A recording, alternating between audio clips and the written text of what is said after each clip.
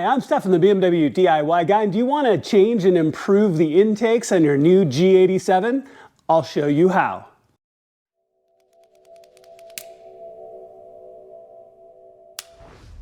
All right, y'all, let's talk about this project a little bit and the reasons why you're going to want to do this on your car. Now, this is the brand new BMW G87 M2. Now, it has an advantage unlike other new models, and this really is a new model, that it shares a lot of the components, including the engine of a number of other BMW models. So a lot of the developed products that are out there, for example, the X3M or the new G80 M3 or the M4, all fit on this car, which is just awesome. We don't have to wait for that development cycle. So talking with Keys Motorsports, I said, hey, what intakes should I throw in my car if I wanted to change them?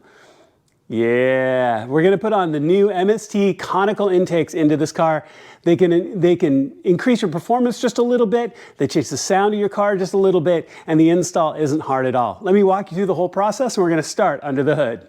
Okay, y'all, so here we are underneath the hood, and we're going to want to remove our strut brace to make this whole process a little bit easier. So we're talking about this strut brace here and the front V. We don't need to take the back off. And this is where you get a little bit of the differences in the G87 or M2 rather than the G80s or G82s. So we've got this cover over the top of the brace itself. So you've got these little expanding plastic rivets. That's where you want to take a plastic trim tool and pull up the center pin, and then you can pull 1, 2, and 3 and pull these out. I'm going to show you what it looks like on the other side when it's up. But you pull those 3. Now you've got this connector right here that comes underneath. You're going to unlock your cover, and there's a cover also on the other side. But you can see this side has the hose on it. So you're going to pull the hose free as we do this here, just like that. Okay, so then this hose will then slip out, and the hose will slip off, and then the cover will come off. But this cover itself is, you can also see, is pinned down by this cable right here. There's a cable that comes up and connects right here to the top of your strut tower with your electronically controlled dampers, right? So what I find, instead of unplugging all of that, when you pull all of these, you can kind of tip the cover up and tip it back up and out of the way like it is over on this side, as you can see. I didn't bother to unplug the damper. I don't see a reason to do that.